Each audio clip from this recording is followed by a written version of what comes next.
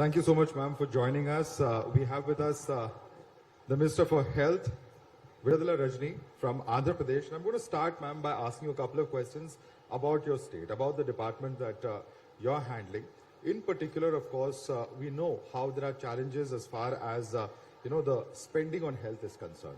Now, as per the National Family Health Survey of 2019, the pocket health expenditure was about 69% that it had been increased to. We don't know how it is playing out in the post-COVID scenario, but as per the center is concerned, one of the schemes that they have brought in is the PMJAY, which will provide free medical treatment to needy people in the country. How are you proposing to tackle this, and have you already tackled this in your state? Yes, Mr. Madhav. Of course, out-of-pocket expenditure, it's a huge burden and it has increased. And it is definitely, for every government, it is a huge burden on the poor. And to eliminate this poverty and out-of-pocket expenditure, and our government has come up with a few initiatives and primarily focusing on accessibility and affordability. So affordability would mean that subsidizing the healthcare services for the poor. And there are times where our Jaganana's government went to an extent where we tried to bear an amount of 30 to 40 lakhs per person. And at the same time, I would definitely say that my government don't hesitate in spending whatever the money is needed in terms of medical insurance. And when it comes to accessibility, so we have about 2,200 plus empaneled network hospitals and covering across the state. Also, we have 3,200 plus medical procedures which are covered under this medical insurance. So with this, we have a strong grassroots level administrative system, what we name it as Gramaward Sachwalaya system, which constitutes about 2.6 lakh volunteers working across the state. And with this volunteer system and also the ANMs, ASHAs, on the local grassroots level, whatever we have, so with that, we are able to reach the people of this state and explain them how the network hospitals are connected and provide information about the network hospitals and the medical procedures and also the welfare schemes given by Jaganana's government. So with this, this is one part. And the very important thing is our state, Andhra Pradesh, under the visionary leadership of our former Chief Minister, late Dr. Y.S. Rajshekar Reddy Garu, he introduced a comprehensive healthcare scheme called Arogyasri in the year 2007 itself, which means a decade before the national insurance scheme was introduced. And following the footsteps, our Honorable Chief Minister of the state, Sri Y.S. Jaganmohan Reddy Garu, he strengthened and he also tried to launch many more initiatives under this Arogyasri scheme. Right. So today, in this, in addition to this, our Honorable Chief Minister added another dimension named as YSR Arogyasri Asra, which means that it supports the discharged patient in the post-recovery period by providing financial assistance of rupees 225 and up to a maximum of rupees 5,000 per month, in which it's gonna help the discharged patients. So this scheme, YSR Arogya Asara, is a novel initiative thought of our Honorable Chief Minister of the state, and I'm sure, right, Madhavji, definitely this scheme would inspire all the states of the country in the upcoming future. So many of the schemes that you just mentioned, one would imagine, and typically this is the scenario in most states of the country, that they are great for urban areas. But what about the rural areas where the bulk of the population stays? Even now, in most states, most citizens are based in that. What about the rural healthcare infrastructure? Because that is where you really have to reach out to the last man. Yes, Madhav. So when we talk about rural scenario, any robust healthcare system should provide for affordability, accessibility and availability, as I explained you in my last discussion. So first of all, this module actually helps the rural areas. In order to this, our Honorable Chief Minister of the state, he feels urban areas like strong as the rural healthcare system. So like this urban areas, whatever the facilities we have, the rural areas also should have such kind of facility.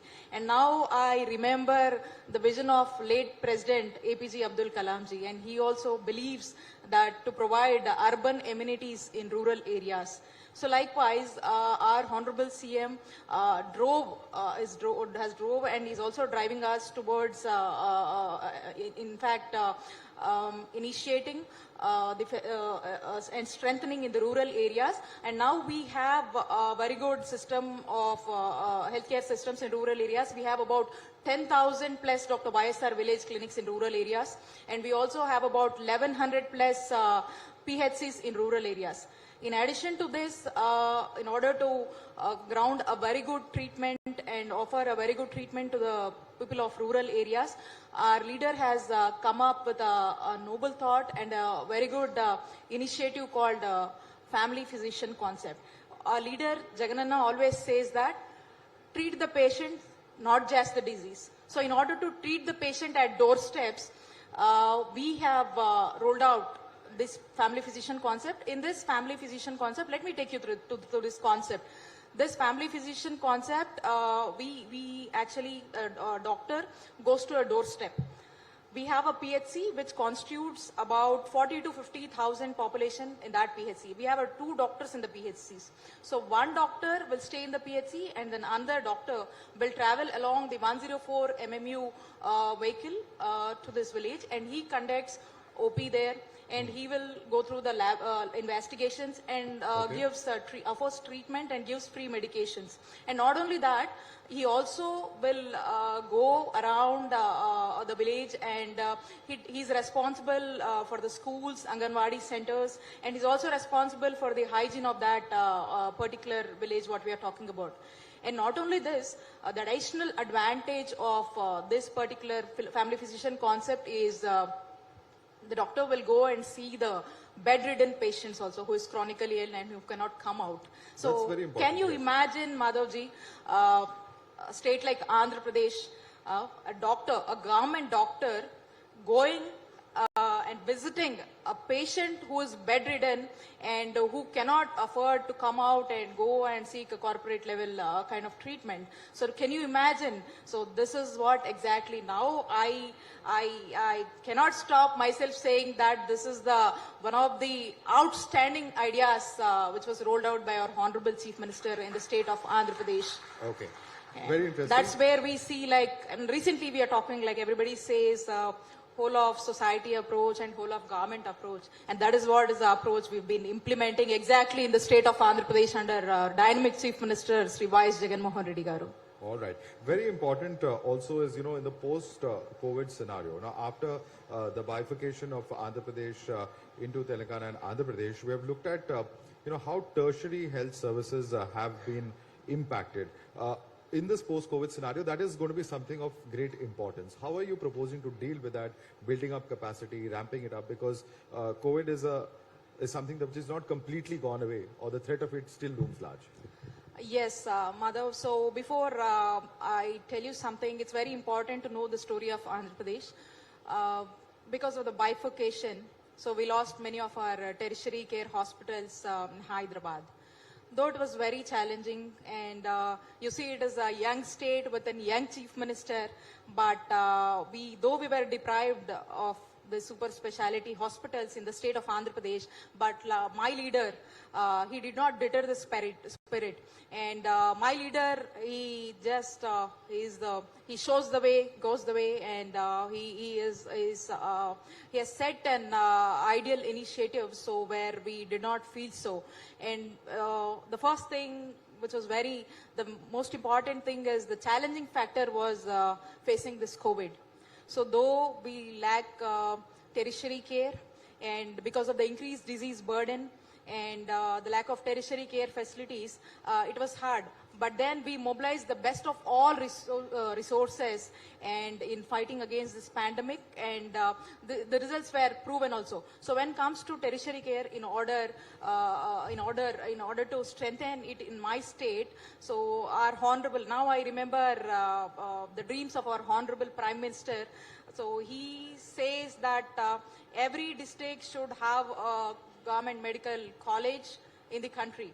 So exactly our Honorable Chief Minister of the state, he envisioned, and he is one step ahead in implementing this in the state of Andhra Pradesh. Now we in the state of Andhra Pradesh, and under the leadership of our Honorable Chief Minister Sri Y. S. Jagannath Reddy Garu, we are setting up of 17 medical colleges in the state. And not only that, we have given a priority for two... These are private or government medical colleges? Government medical colleges. Okay. 17 government medical colleges in the state. And 2 of them would belong to tribal areas. So we even don't want to ignore, because even though they are the far-flung areas, but still we want to make sure that even the tribal areas are also covered. And we are investing about 8,500 crores on this, and by which we would additionally get about 2,500 MBBS seats for the upcoming future. And not only this, we have existing level government medical colleges in the state of Andhra Pradesh, and for which we are also strengthening it by investing 3,800 plus crores, and for which we would get about 650 PG government medical seats. And not only this, in addition to this, we have set up 5 multi-specialty hospitals in tribal areas to cater the needs of the rural people. And in addition to this, we have many of the super specialty hospitals, cancer hospitals, mental health institutes, and also kidney research hospitals. So these are the hospitals we are establishing. And in addition to this, we have a very good we are encouraging private partnership with a concept called health hubs in all the municipal corporations of this state. Right. So we are going to establish 16 health hubs, and here the sweet part, what we have to look at is the prime land. The prime land is offered to the private investors at free of cost from the government. So that's a very important part. So these are the things what we are doing in the tertiary care. I'm sure we wanted to make sure that, see, most of the young states, some of the tertiary care things like, cardiothoracic surgery, pediatric cardiology, neurosurgery, and when you talk about oncology, yes, super specialties. Though they are the young states, they have faced many difficulties. But in my state, if you talk about cancer, you know that cancer is one of the most leading cause of death in today's generation. 1 out of 6 deaths it's reporting, and even women is at high risk in cancer. In such situation, in my state, we are offering a comprehensive cancer care, and the whole continuum of care is taken from prevention to treatment to palliative and rehab. Okay. And such, we are pretty focused, and I'm sure in the coming days, we will make sure by 2030, no patient would go out of Andhra Pradesh for treatment. And I'm sure our state-of-art facilities would attract different states to come and get treatment in Andhra Pradesh. Well, that's very ambitious. That's a challenge certainly for you as the Minister of Health, and also very important given that both COVID as well as the Ukraine war have highlighted the lack of medical college seats in the country. But I want to take you to another question, because you have also been an IT professional in the past. So as somebody who's a young minister, somebody who's got a background in IT, we've seen how during COVID, Arogya Setu helped. We've seen various websites that have been set up. Technological solutions as a minister, even, out of times of crisis such as COVID, how do you see this helping and driving growth in this area? Making, for instance, information available online. All of these are very challenging areas.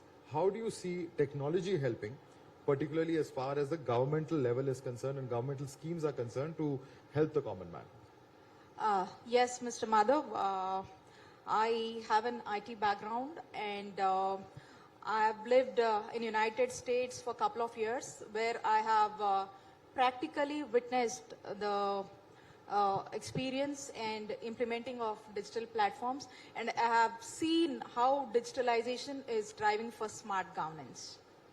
And when we talk about our state, our Honorable Chief Minister, he believes in technology, and he wants to solve any problems, and he wants to drive solutions with a data-driven approach.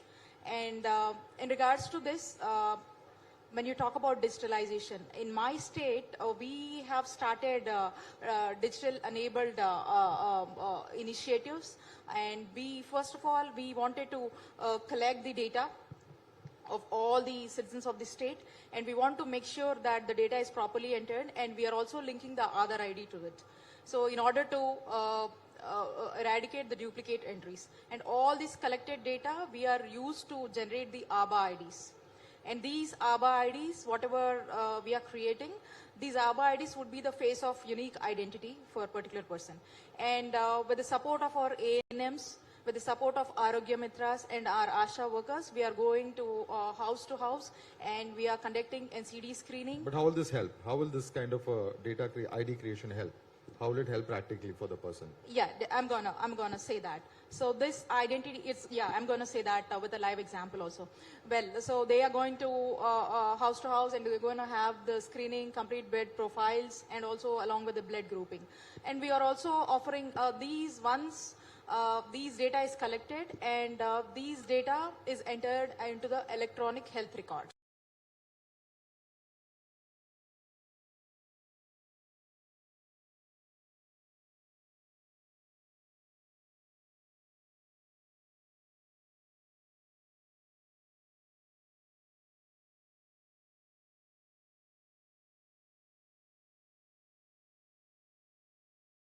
Crime records. We see like 2021 says that 1.5 lakh people are dying due to road accidents. So let's say, take a situation of road accident. Imagine a person is hit in a road accident, and if you have to rescue that person, so it's more important for a doctor to understand in deep to rescue the patient. And at that situation, imagine he has to be infused with the blood. It is more important for a doctor to understand which blood group he belongs to.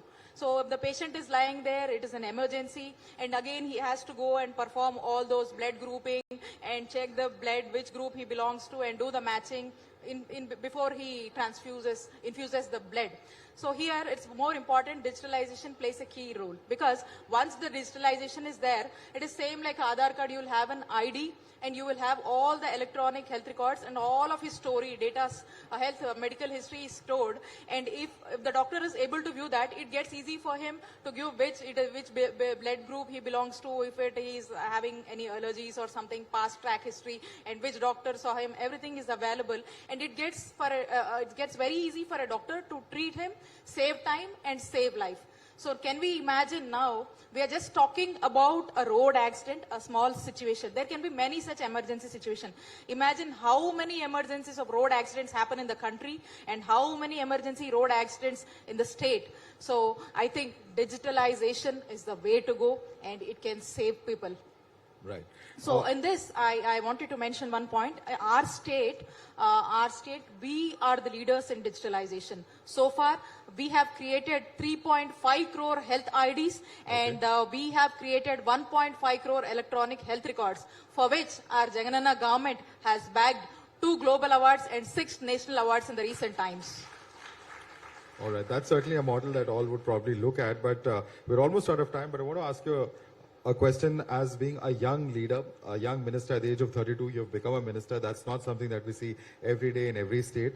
But, one of the questions that, does come up time and again in political parties and through the course of politics is youth versus experience. There are those who say that young leaders come with a lot of energy, with a lot of ideas, but there are those who say that no, experience is also necessary in politics.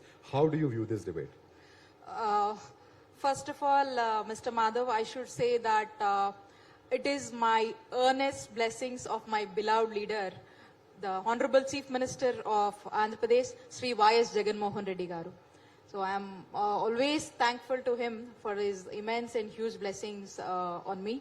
And in our state, every father, every mother, every sister, every brother feels our Honorable CM Jagannatha as the member of their family. Likewise, our Honorable CM also feels that every family member of the state as his own family, and he gives equal importance irrespective of political biases in their communities.